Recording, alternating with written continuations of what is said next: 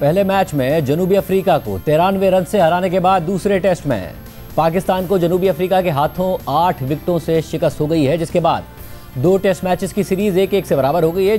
ये जनूबी अफ्रीका की पाकिस्तानी सरजमीन पर टेस्ट क्रिकेट में 18 साल बाद यानी 2007 के बाद पहली फतह है। पिंडी टेस्ट में आज खेल के चौथे दिन के आगाज से ही कौमी टीम मुश्किलात में घिरी रही और पहले सेशन में ही एक के बाद एक विकेट गिरना शुरू हो गई। आज खेल के आगाज में सबसे पहले बाबर आजम 50 रन बनाकर आउट हो गए, जिसके बाद थोड़ी देर में दीगर बैटर्स भी पवेलियन लौट गए और मोहम्मद रिजवान 18 रन बना सके। फिर सलमान अली आगर ने 28 और साजिद खान ने 13 रन बनाए, जबकि नोमान अली और शाहीन शाह अफरीदी सिफर पर आउट हो गए। आसिफ अफरीदी सिफर के साथ नॉट आउट रहे। पाकिस्तान ने जनूबी अफ्रीका को जीत के लिए सिर्फ 68 रन का हदफ दिया, जो कि मेहमान टीम ने 2 विकेटों के नुकसान पर पूरा कर लिया। इससे पहले गुज़िश्ता रोज खेल के तीसरे दिन जनूबी अफ्रीका ने टेल एंडर्स की शानदार बैटिंग की बदौलत पाकिस्तान के खिलाफ पहली इनिंग्स में 71 रन की बढ़तरी हासिल करने के साथ साथ नया रिकॉर्ड भी कायम कर दिया था। पाकिस्तान की पहली इनिंग्स में बनाए गए 333 रन के जवाब में जनूबी अफ्रीका की 8 विकेटें 235 रन पर गिर गई थी, जिसके बाद जनूबी अफ्रीका की टीम के टेल एंडर्स ने शानदार बैटिंग का मुजाहरा किया और पाकिस्तान के खिलाफ 169 रन स्कोर करते हुए अपनी टीम की पोजीशन मुस्तहकम बना दी। पाकिस्तान ने 71 रन के खसारे के साथ अपनी दूसरी इनिंग्स का आगाज किया तो सिर्फ 16 की मजमूई स्कोर पर टॉप 3 बैटर्स पवेलियन लौट गए। इमामुल हक 9, अब्दुल्ला शफीक 6 और कप्तान शान मसूद बगैर कोई रन बनाए आउट हो गए। बाबर आजम और सऊद शकील के दरमियान 44 रन की शराकत से पाकिस्तानी टीम कुछ संभली ही थी कि सऊद शकील 11 के इनफरादी स्कोर पर आउट हो गए। पाकिस्तान की पूरी टीम दूसरी इनिंग्स में सिर्फ 138 रन ही बना सकी और जनूबी अफ्रीका को जीत के लिए 68 रन का हदफ मिला। टेस्ट सीरीज बराबर होने के बाद अब जनूबी अफ्रीका के खिलाफ व्हाइट बॉल सीरीज के लिए कौमी स्क्वाड का ऐलान कर दिया गया है। T20 में बाबर आजम और नसीम शाह की वापसी हो गई है। T20 स्क्वाड में सलमान अली आगा कप्तान, अब्दुल समद, अबरार अहमद, बाबर आजम, फ़हीम अशरफ, हसन नवाज, मोहम्मद वसीम जूनियर, मोहम्मद सलमान मिर्जा, नसीम शाह, साजजादा फरहान, साइम अयूब, शाहीन शाह अफरीदी, उस्मान खान और उस्मान तारिक शामिल हैं, जबकि फ़खर जमान, हारिस रऊफ और सुफियान मुकीम को रिजर्व में रखा गया है। वनडे स्क्वाड में शाहीन शाह अफरीदी कप्तान, अबरार अहमद, बाबर आजम, फ़हीम अशरफ, फैसल अकरम, फ़खर जमान, हारिस रऊफ, हसीबुल्ला, हसन नवाज, हुसैन तलत, मोहम्मद नवाज, मोहम्मद रिजवान, मोहम्मद वसीम जूनियर, नसीम शाह, साइम अयूब और सलमान अली आगा शामिल हैं। पाकिस्तान और जनूबी अफ्रीका के दरमियान T20 सीरीज़ 28 अक्टूबर से 1 नवंबर तक खेली जाएगी, जबकि श्रीलंका और जिम्बाब्वे के साथ T20 3 मुल्की सीरीज़ 17 से 29 नवंबर तक रावलपिंडी और लाहौर में खेली जाएगी, जिसमें यही स्क्वाड बरकरार रहेगा। पूरी सूरत पर बात करेंगे। हमारे साथ मौजूद हैं क्रिकेटर अहमद शहजाद, साबिक क्रिकेटर सिकंदर बख्त और सीनियर सहाफ़ी प्रोग्राम स्कोर के मेज़बान याह्या हुसैनी। आप तीनों का बहुत शुक्रिया। सिकू भाई, हम 5 आउट थे 316 पे, ऑल आउट हो गए 333 पर और ये पिछले टेस्ट मैच में भी हुआ था मगर वो जीत गए थे। वो 235 पे 8 आउट थे और फिर 404 पर वो ऑल आउट हुए और उसके वहीं हम मैच हार गए। क्या एग्जैक्टली मसला क्या है हमारे साथ? देखो, अभी आज किसी ने बहुत अच्छा स्टैट्स निकाल के भेजा हमारी बैटिंग का, जो कि 5 विकेटें आखिरी की गिरती हैं, 5 हमारी 50 के अंदर 10 इनिंग्स ऐसे हमने निकाल के दिखाई थी आज, और उसके अंदर जो है कभी हम 16 पे, कभी 17 पे, कभी 20 पे, एक दफा 50 पे, एक दफा 61 पे हमारी आखिरी की 5 विकेटें गिरती हैं। उसके बरक्स जो कल उन्होंने परसों जो उन्होंने बैटिंग की उनकी टेल ने, वो तो अमेजिंग था। उधर जो टेल ने जो 291 रन किए हैं या 219 किए हैं, मैंने लिखा हुआ है उन सारी टेल्स ने मिलके, उसमें मैं कप्तानी को जरूर ब्लेम करूंगा कि कप्तान को उस वक्त ऐसा प्रेशर बिल्डअप करके देना चाहिए था। बाज़ जगह तो मुझे ऐसा महसूस हो रहा था कि वो सिर्फ सिंगल्स दिए जा रहे थे आराम आराम से, हम प्रेशर नहीं उन पे बिल्ड कर सके। हमारे जितने भी बॉलर्स थे उन्होंने इन पे इतना, हालांकि 185 पे 5 हो चुके थे, तो मैं तो ये समझ रहा था कि हमें लीड मिल जाएगी 100 रन की और हम फिर इंशाल्लाह फिर लपेट देंगे। मगर जो 219 रन उन्होंने किए हैं, कमाल ही कर दिया। और फिर उसके बाद हमारे बॉलर्स और कप्तान के हाथ से वो पूरा जो सेशन था जिसके अंदर रन्स हुए हैं वो हाथ से निकल गया और सारा सिनेरियो चेंज हो गया। तो that is very very disappointing. अब हम बात करते हैं कि हमारी जो बैटिंग रन्स क्यों नहीं कर रही। हमारे लड़के डोमेस्टिक, जब मैं पहले तो 2 साल से बात कर रहा हूँ, अब हर कोई ये बात कर रहा है कि जो हमारे जो लड़के थे उन्होंने कभी भी कोशिश नहीं की जाकर डोमेस्टिक क्रिकेट खेलें। तो और ये एक बहुत बड़ा एक प्रॉब्लम है जो कि पाकिस्तान क्रिकेट बोर्ड को सॉल्व करना पड़ेगा। जब टेस्ट क्रिकेट हो रही होती है उससे पहले उनको डोमेस्टिक क्रिकेट में 4 रोजा क्रिकेट जो है ऑर्गेनाइज करनी है। अब ये उनका काम है। देखिए, जब आप डोमेस्टिक क्रिकेट को ऑर्गेनाइज करते हैं, आपके पास सारे फिक्सचर्स रखे होते हैं कि हमारा स्केड्यूल क्या है, उसके हिसाब से करें।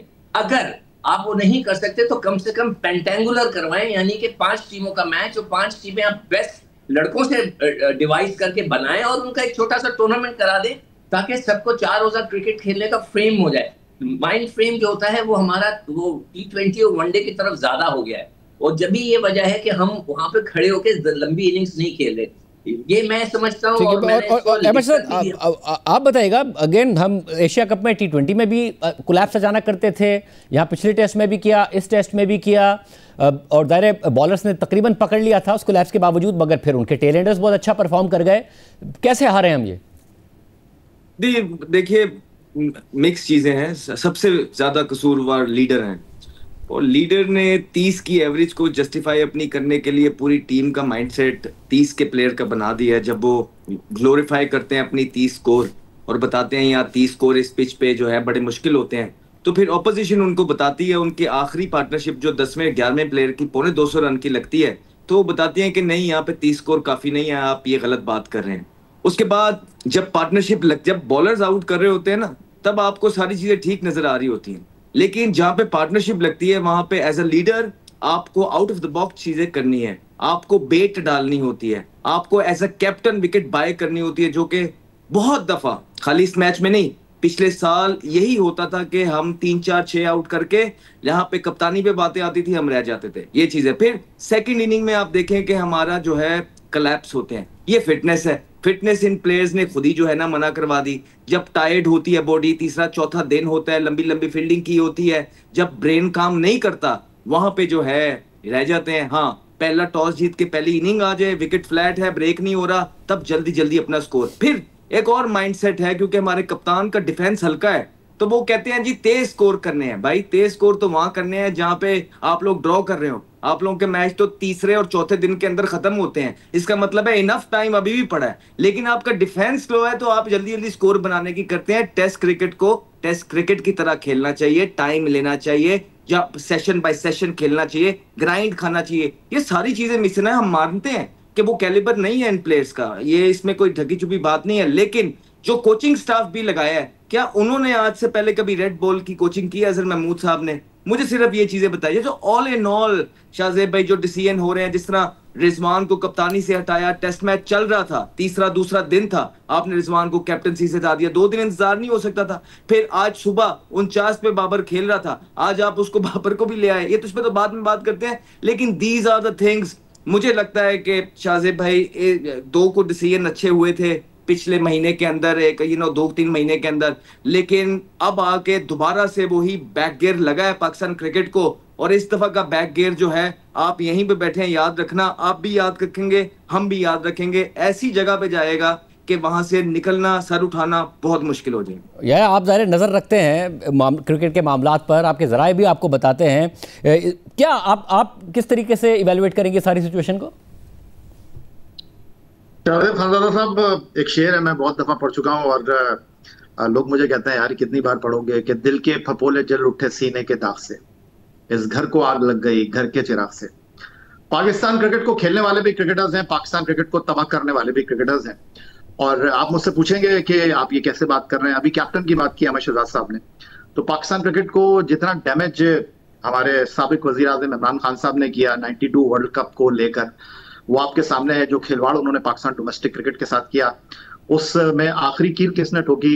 साबिक कप्तान रमीज हसन राजा ने। अब आप टेस्ट मैच की अगर आप बात कर रहे हैं, तो पाकिस्तान क्रिकेट के साथ तो क्रिकेटर ही एसोसिएट है ना, आकिब जावेद साहब हैं, director high performance centre, 4 selectors हैं, और इंतहाई माजरत के साथ जिनको आपने सेलेक्टर रखा हुआ है, उनके साथ आप ये क्रिकेट जीत नहीं सकते। अजहर अली हो गए, असद शफीक हो गए। आप टीम के डिफेंसिव अप्रोच की बात कर रहे हैं ना, इनका भी डिफेंसिव अप्रोच आपके सामने है। और ये जो पाकिस्तान क्रिकेट की आप बात कर रहे हैं, गलत फैसले सही फैसले, ये पाकिस्तान क्रिकेट इसी तरह चलती रहेगी। हम जिस मुस्तफामी की बात कर रहे हैं कि टेल एंडर, कहां से टेल एंडर हो गए पता ही नहीं है किसी को, कैसे टेल एंडर हो गए? वो 7वां टेस्ट मैच खेल रहे थे, 114 फर्स्ट क्लास मैच उन्होंने खेले हैं, और 9 सेंचुरियां उनके क्रेडिट पर हैं। हम बात कर रहे हैं कि जी रिजवान को कप्तानी से हटा दिया। भारत की टीम इस वक्त ऑस्ट्रेलिया के दौरे पर है, और ऑस्ट्रेलिया के दौरे पर 10 दिन नहीं बचे थे कि उन्होंने रोहित शर्मा, जो कि वर्ल्ड कप 2024 का फाइनल खेलता है, वर्ल्ड कप 2023 का फाइनल खेलता है, फाइनल में सिर्फ उसकी टीम हारती है, और तीसरी चैंपियंस ट्रॉफी इस साल जून में उन्होंने जीती दुबई में। उसको उन्होंने दूध में से मक्खी की तरह निकाल कर ये सवाब दे दिया इख्तियार क्रिकेट बोर्ड का है किसको कप्तान रखना है किसको नहीं रखना। लेकिन हमारी क्रिकेट की तबाही सिर्फ और सिर्फ इसमें है कि हमारे क्रिकेटर 4 ओवर के क्रिकेटर रह गए हैं और हमने टेस्ट क्रिकेट को जो है वो संजीदा लेना छोड़ दिया है। शान मसूद जो है पहली सीरीज एज ए कैप्टन खेलते हैं मोहम्मद हफीज के साथ, अगली सीरीज खेलते हैं जेसन गिलेस्पी के साथ, अगली सीरीज खेलते हैं आकिब जावेद के साथ। आज उनके कोच जो है वो अजहर महमूद साहब हैं। बिल्कुल दुरुस्त कहा अहमद शहजाद साहब ने, कभी जिंदगी में उन्होंने रेड बॉल की कोचिंग की है और वो पाकिस्तान टीम के कोच है और उनको सिर्फ इसलिए कोच लगाया गया है कि दिसंबर तक क्रिकेट बोर्ड का उनके साथ मायदा था। तो हम इसी तरह रोते रहेंगे और इसी तरह टीमें आकर हमको रोनती रहेंगी और हम इसी तरह जो है। अब आपको मैं एक और बड़ी दिलचस्प बात बताऊं, इस वक्त पाकिस्तान क्रिकेट का हाल ये है शाहजेब खानजादा साहब कि पाकिस्तान की टीम टेस्ट मैच हारी है और मिठाइयां बट रही हैं क्योंकि बाबर आजम टीम में आ गए हैं। ये तो पाकिस्तान क्रिकेट का हाल है। मैं अगला ये सिकंदर भाई, हमें काफी दिन तक बताया गया कि जी नई टीम बना रहे हैं, नई टीम बना रहे हैं, पुराने लड़के बड़े स्लो खेलते थे, मगर वो फिर एशिया कप में बार बार सवाल उठ रहा था कि नए लड़के भी बहुत स्लो खेल रहे हैं और मगर बार बार कहा गया कि जी अभी आप क्रिटिसाइज नहीं करें, अभी आप इस टीम को टाइम दें। जो पिछले प्लेयर्स थे पॉलिटिक्स करते थे, बहुत ज्यादा मसाइल थे, अब बाबर आजम की वापसी हो गई है। किस तरह देख रहे हैं आप ओवरऑल भी टीम को?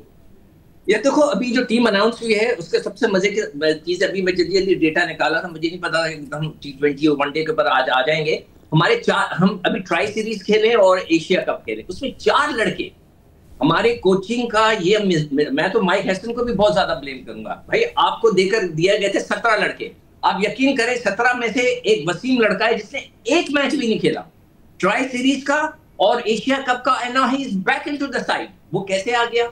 अब एक और लड़का है सलमान मिर्जा, वो पूरी ट्राई सीरीज में 2 मैच खेला, मेरे सामने इसका रिकॉर्ड रखा हुआ है, सिर्फ 2 मैच खेला, एशिया कप बिल्कुल नहीं खेला। वो दोबारा आ गया पाकिस्तान टीम में।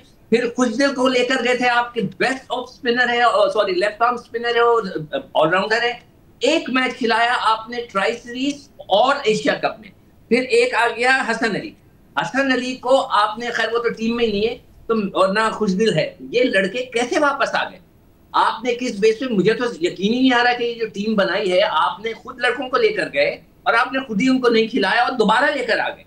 तो बाबर को लाए, चले मैं कहता हूं कि हो सकता है कि पब्लिक की बहुत डिमांड के ऊपर उन्होंने सोचा कि चलो बाबर को लिया, उसकी वजह से क्राउड आता है, चलेगी एक ऑप्शन है, हम छोड़ देते हैं, इसलिए कि वो 4000 रन कर किए हुए उन्होंने डोमेस्टिक T20 में, चले छोड़ दें, उनको खिला देते, चले जी खेल लें, ये भी उनका शौक पूरा कर लें।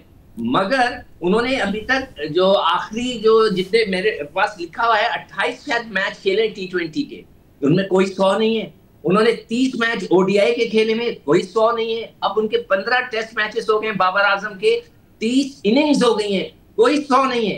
पूरे 30 इनिंग में 450 हैं। मगर ठीक है जी, वो बहुत पॉपुलर हैं, वो लोग उनको देखना पसंद करते हैं, मिठाइयां बांट रहे हैं, तो हो सकता है कि क्रिकेट बोर्ड ने बोला कि चलें इसीलिए इसी तरह क्राउड को खुश कर दें। अदरवाइज उनकी जगह इस लिहाज से नहीं बनती कि उन्होंने कोई क्रिकेट कोई खास परफॉर्मेंस नहीं दी है 2-3 सालों में। मगर यहाँ पर एक बात की मैं याया को जरूर कहूंगा, सेकंड करूंगा कि जो नया पाकिस्तान बना था उसके बाद से जो सिस्टम क्रिएट किया नया पाकिस्तान ने, उसने हमें इस नहज पे लाके खड़ा कर दिया है कि अब करंट क्रिकेट बोर्ड को समझ में नहीं आ रहा कि इसमें से कैसे निकले। तो ये है, मैंने आपके सामने लड़कों का दे दिया सारी परफॉर्मेंस, अब बाकी आप दूसरों से पूछ लें। जी अहमद शहजाद आप बताइएगा अगेन बाबर आजम की वापसी और ओवरऑल आप कैसे देख रहे हैं जो नई टीम सिलेक्शन है? सर मैं क्या कहूँ, मैं बाबर आजम के बारे में, देखें मैं बड़े अरसे से बात नहीं कर रहा, जो हमने बातें की हैं उनके बारे में आई थिंक वो आप सबको पता है। बस इससे ज्यादा मैं नहीं कुछ कहना चाहता कि अगर प्रेशर नहीं संभाला जाता ना सिलेक्शन कमेटी से तो रिजाइन कर देना चाहिए। ठीक है, फोन्स तो आते हैं, हर दौर पे आते हैं, लेकिन अगर नहीं संभाले जा रहे ना तो एक रेजिग्नेशन होता है। आकिब जावेद को, अजहर अली को, असद शफीक को, अलीम डार को, चारों को रिजाइन करना चाहिए। अगर नहीं करना तो एक रीजन आके मेरे सामने लाइव बैठ जाएं और मुझे एक रीजन बता दें कि किस तरह वापसी हुई है, किन परफॉर्मेंसेस पे, तो मैं इनका देनेदार हो जाऊंगा। और अगर नहीं है तो रिजाइन कर दें। आप याया क्या कहिएगा? शाहिद साहब, किसी को निकालने का कोई क्राइटेरिया होता है और किसी को रखने का कोई क्राइटेरिया होता है, और बात यहाँ पर यह है कि पाकिस्तान क्रिकेट को मैच फिक्सिंग ने जितना नुकसान पहुंचाया उससे ज्यादा नुकसान जो है ये मैनेजर्स और ये एजेंट पहुंचा रहे हैं अपनी कैंपेन के साथ। जो बात हो रही है कि आप पॉपुलर डिसीजन लेंगे तो फिर तो चल गई पाकिस्तान की क्रिकेट टीम। मैं तो आदाद शुमार की बात करता हूँ, 82 इनिंग हो चुकी है बाबर आजम को इंटरनेशनल क्रिकेट में 100 रन की इनिंग खेले हुए। चले आप उनको टी20 क्रिकेट में लेकर आ रहे हैं, किस बुनियाद पर आप उनको टी20 क्रिकेट में लेकर आ रहे हैं? आखिरी 2 एक रोजा मैचों में वो 0 पर आउट हुए हैं। पाकिस्तान सुपर लीग सीजन 25 में वो 90 नंबर पर रहे, सबसे ज्यादा रन बनाने वालों में। आखिरी 5 टी20 मैचों में उनके 57 गेंदों पर 75 रन हैं। आखिरी टी20 क्रिकेट में उनकी हाफ सेंचुरी मई 2024 में है। तो ये कहाँ सपोर्ट कर रहे हैं बाबर आजम को आदादोशुमार। और अब बाबर आजम को टी20 टीम में लाने के लिए आपने कुर्बानी दी है फखर जमान की, क्योंकि फखर जमान साउथ अफ्रीका के खिलाफ टी20 सीरीज में नहीं शामिल है। क्योंकि अगर बाबर आजम को आप खिलाते तो बाबर आजम या तो बाहर बैठते या फिर आपको कॉम्प्रोमाइज करना होता। तो आपने फखर जमान को टीम में ही नहीं रखा। और सबसे बड़ा सवाल यह है कि लोग सवाल करते हैं यार आपको पाकिस्तान में बाबर आजम के अलावा कोई नजर नहीं आता। तो बाबर आजम पाकिस्तान क्रिकेट में जितने पॉपुलर हैं, पाकिस्तान क्रिकेट टीम जो है उनके साथ कोई अब तक फातिहाना अंदाज में इख्तियार नहीं कर सकी।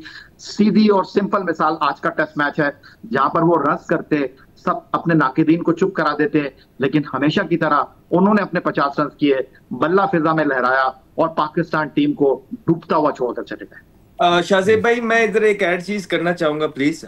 माइक हेसन ने बोला था कि हमने बाबर आजम को कुछ टास्क दिए हैं पूरे करने के लिए, कि जैसे ही वो मॉडर्न डे क्रिकेट खेलने लग जाएंगे और वो टास्क पूरे करेंगे तो उनको टीम में लाया जाएगा। मैंने ये सिर्फ पूछना था माइक हेसन से, पाकिस्तान क्रिकेट बोर्ड से, चेयरमैन क्रिकेट बोर्ड से, कि वो कहाँ टास्क पूरे हुए, लूडो पे पूरे किए हैं, किधर पूरे किए हैं? वो तो सैर करने गए हुए थे यूरोप, उसके बाद वो टेस्ट मैच स्टार्ट हुए, डोमेस्टिक खेलना भी उन्होंने पसंद नहीं किया, और उसके बाद टेस्ट मैच खेले, 150 किया, आपके सामने परफॉर्मेंस है, फिटनेस आपके।